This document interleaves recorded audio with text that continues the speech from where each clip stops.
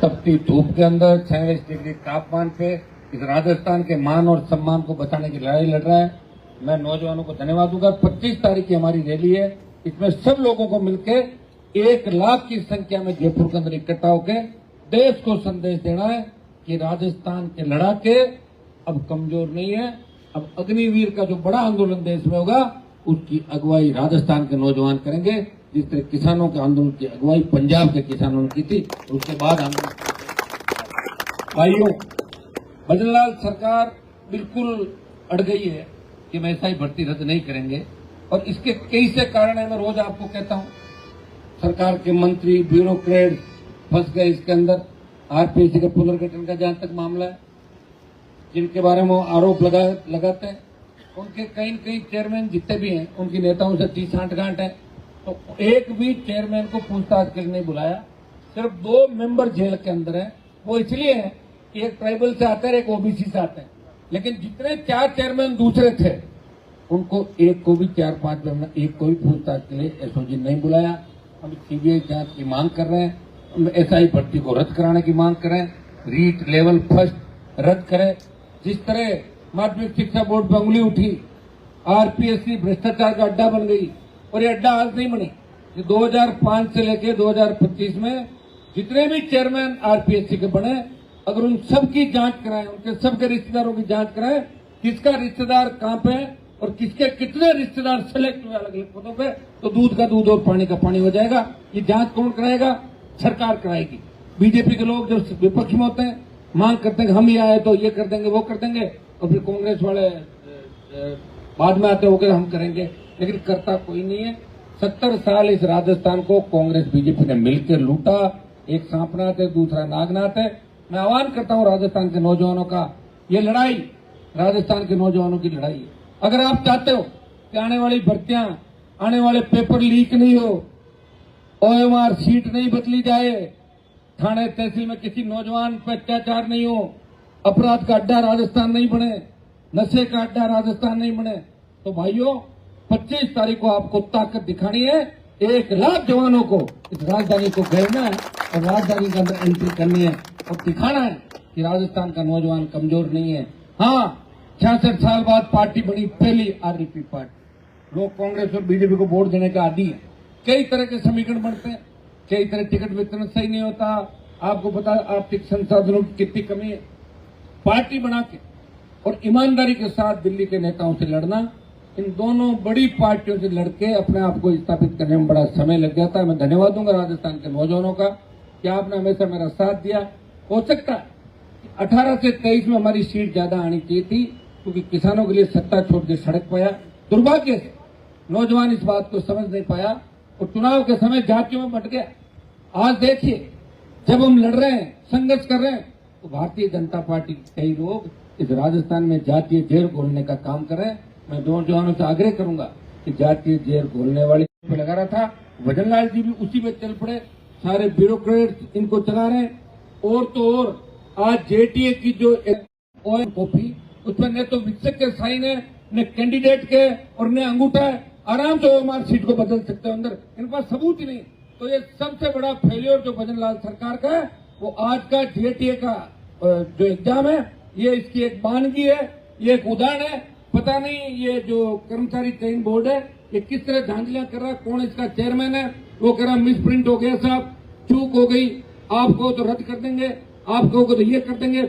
ये भजनलाल की सरकार है राजस्थान के अंदर।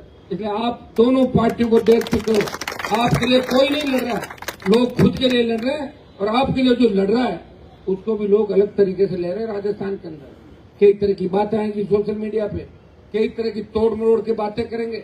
मेरा 25 साल का संघर्ष आपने देखा, हर समाज हर जाति के लिए लड़ा। कभी मैंने ये नहीं कहा कि मुझे कोई सर्टिफिकेट चाहिए, तो जाति के लोग कहेंगे मेहमान जी हमारे लिए लड़े। जहां भी अन्याय होता है, अन्याय के खिलाफ लड़ने के लिए हनुमान बेनीवाल बिना जाति पूछे जाता हर व्यक्ति, हर वर्ग के लिए आप हमेशा देखते। लेकिन कुछ संकीर्ण मानसिकता के लोग इस बात को नहीं समझ रहे, किस तरह की बात करते हैं, किस तरह की बात करते हैं। और निश्चित रूप से भारतीय जनता पार्टी चाहती है कि राजस्थान वापिस जातिवाद का जहर घुले, जातीय झगड़ा हो राजस्थान के अंदर, और बीजेपी आराम से राज करे और कांग्रेस अपना दूसरा काम करे। इसलिए हमें समझना है नौजवानों को, और समझ के साथ हमें आगे बढ़ना है। 25 की तैयारी करनी है। ये 25 की जंग आर पार की जंग है। मैं प्रधानमंत्री से आग्रह करूंगा कि जब आप बीकानेर 22 तारीख को आए, आप अपने वो भाषण याद करें तमाम, जब आपने राजस्थान के अंदर दिए थे कि राजस्थान में किस तरह गहलोत के यहाँ लूट मची है, किस तरह पेपर आउट हो रहे हैं, किस तरह सरकार गिराने के समय किस तरह के मामले में, किस तरह महिला अपराध में राजस्थान 1 नंबर आ गया। तो प्रधानमंत्री जी, अब तो आपकी सरकार है और आपकी सरकार तो बड़ी इस बेस पे थी कि आपके नेताओं ने वोट मांगे कि पेपर रद्द करेंगे, सीबीआई जांच कराएंगे, बड़े मगरमच्छों को पकड़ेंगे। बड़े छोड़ो, छोटे में नहीं पकड़ पा रहे हो और 22 तारीख को आप आ रहे हो प्रधानमंत्री जी, तो संदेश जरूर दे भजन लाल जी को कि मैं आ रहा हूं भजन, उससे पहले इसका सल्टारा करो। और तो मैसेज जाएगा देश के अंदर। वैसे अभी ऑपरेशन सिंदूर के बाद जिस तरह अमेरिका ने पंचायती की, प्रधानमंत्री जी आपका मैसेज तो देश के अंदर गलत चला गया। हिंदुस्तान के नौजवान तैयार थे, हिंदुस्तान की सेना तैयार थी पाकिस्तान को नेस्त नाबूद करने के लिए, लेकिन अमेरिका की पंचायती से हम अटक गए, रुक गए। और प्रत्येक नौजवान इस कोच रहा अपने आप को कि काश बाकी आतंक के ठिकाने में साफ कर देते और बाद में सीज फायर हो जाता तो हम मान लेते। लेकिन सीज फायर की घोषणा अमेरिका कौन करने वाला होता है कि इंडिया इतना कमजोर हो गया कि अमेरिका से व्यापार की बात। और दूसरी बात, जिस तरह अमेरिका का राष्ट्रपति रोज कह रहा है कि व्यापार का फायदा होगा, भारत पाकिस्तान महान है। क्या पाकिस्तान हमारे जैसा है क्या भारत जैसा? किस तरह अमेरिका तुलना करके हमें बेइज्जत कर रहा है। किस तरह अमेरिका ने हिंदुस्तान के नागरिकों को बेड़ियां हथकड़ियां डालकर हवाई जहाज से भेजा था। भूलो मत इन चीजों को। या तो ये कह दो प्रधानमंत्री जी कि हम डर गए, ताकतवर नहीं है, और नहीं डरे अमेरिका से तो बता दो और बचावा काम भी करो, पाकिस्तान को सबक सिखाओ, आतंककारियों को नष्ट करो। और हमारी सादत आपसे हिसाब मांग रही है। आज अगर आप सही होते तो आपको इस तरह रैलियां करके देश में कहना नहीं पड़ता कि हम सही हैं, क्योंकि अमेरिका की पंचायती के बाद देश की हर पार्टी, हर वर्ग यही बात पूछने लग गया, आखिर ऐसी कौन सी मजबूरी है कि अमेरिका के आगे अपन घुटने टेक रहे हैं। हमें जरूरत नहीं अमेरिका की। भारत सक्षम है, हर मामले में सक्षम है। ऐसे बहुत से देश हैं जो भारत के मित्र हैं। 1971 के अंदर जब अमेरिका हमारे खिलाफ था, तब रशिया हिंद महासागर के अंदर जो बेड़ा है रशिया ने भेजा अमेरिका के साथ में बेड़े के बाद, उसके बाद अमेरिका सही हो गया था। अपने मित्रों को पहचानो, अपने जो दुश्मन रहे वो अपने कभी मित्र नहीं हो सकते। इस बात का भी ध्यान रखते हुए आगे आपको चलना चाहिए, क्योंकि कांग्रेस कमजोर है, इसका फायदा बीजेपी देश के अंदर उठा रही है। और राजस्थान में यही स्थिति, लोग जातियों में बढ़ जाते हैं, बाद में सड़कों पर रोते फिरते हैं। कौन पूछता बताओ मुझे?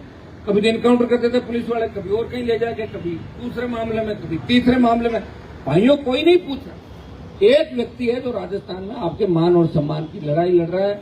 इसमें अगर कोई नहीं समझे, इसका इलाज मेरे पास नहीं। और इतिहास मैंने नहीं लिखा मेरे भाइयों, इतिहासकारों ने इतिहास लिखा। फिर भी मैं चाहता हूं कि जातीय संघर्ष राजस्थान के अंदर नहीं हो, हम मिलजुल के चलें। जैसे हमारा यहाँ रही है लोगों की सामाजिक समरसता। मैं तो गुजर आचरण आंदोलन के समय सड़कों पे था, गुजर मीणाओं को वसुंधरा जी लड़ाया, जाट राजपूत को लड़ाया, मेघवाल ब्राह्मण को लड़ाया।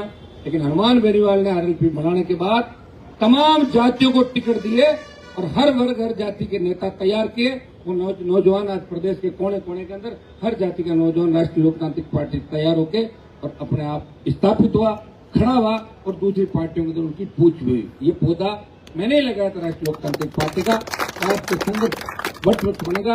आज राजस्थान का जवान भजन लाल से जवाब मांग रहा है कि भजन लाल जी, गहलोत के तो पेपर लीक हो रहे थे, आप तो OMR सीट ही गायब करवा रहे हो अंदर, ताकि पेपर लीक की नौबत नहीं है, बाद में बदल दें सारा। ये सिस्टम जो चल रहा है, हम इस भर्ती को रद्द करने की मांग कर रहे हैं। हम चाहते हैं कि ये किसकी गलती रही, चाहे आलोक राज की रही, चाहे किसी और की रही, उनको कड़ा दंड मिले, बर्खास्त करें और इस मामले की जांच भी सीबीआई या दूसरी एजेंसियां करें। SOG 400 थानेदार फर्जी बता रही है, तो 53 क्यों पकड़ा अभी तक? 400 क्यों नहीं पकड़े? अगर वो सेटलमेंट के कमरे का राज क्या है, जिसमें 3 जाते हैं, 2 फ्री होगा जाता है, 1 जमा हो जाता है। कितना लेन देन कौन कर रहा है? किन नेताओं के रिश्तेदार अंदर लगे हुए? 30 का स्टाफ है, कैसे पकड़ लोगे? कम से कम 100 व्यक्ति SOG के अंदर डेपुट करने चाहिए आपको, अगर जांच ही करानी है। और SOG ने कैसे कैसे पकड़ा, किन किन को पकड़ा, वो देख के आपको अंदाज लग जाएगा कि SOG के अंदर भी जातिवाद किस चरम सीमा पे, ये अंदाज आप लगा सकते हो। मुझे कहने की आवश्यकता नहीं, इस समय छोटे अज्ञान जीवन दिया है, वो खुद इस बात को जानते हैं। कि पेपर लीक 35 दिन पहले हुआ।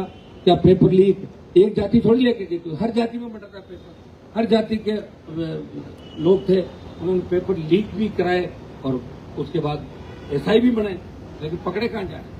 कुछ लोगों को चिन्हित करके आप पकड़े। इससे सरकार की मंशा पर सवाल उठ रहे हैं, एसओजी की मंशा पर सवाल उठ रहे हैं और राजस्थान का जवान इसका हिसाब मांग रहा है। मैं पुनः आप सबको धन्यवाद दूंगा और 25 की तैयारी हमें मजबूती के साथ करनी है। कहीं ऐसा नहीं हो आप कह दो कि हम तो धरने में रोज जाते थे, आज रैली में नहीं जाएंगे। तो रैली कोई पार्टी की रैली नहीं है मेरे वोटों की, ये रैली है राजस्थान के सम्मान की, मान की और सरकार को झुकाने की। या तो कोई नौजवान आंदोलन राजस्थान में नहीं करेगा और या फिर राजस्थान की सरकार सुधर जाएगी। ये आर पार की लड़ाई है और आर पार की लड़ाई के अंदर वीर तेराजी महाराज के आशीर्वाद से, राम साहब पीर के और दूसरे हमारे लोक देवताओं के आशीर्वाद से हम आगे बढ़ेंगे और निश्चित रूप से जंग को जीतेंगे। बहुत बहुत आपको धन्यवाद। जय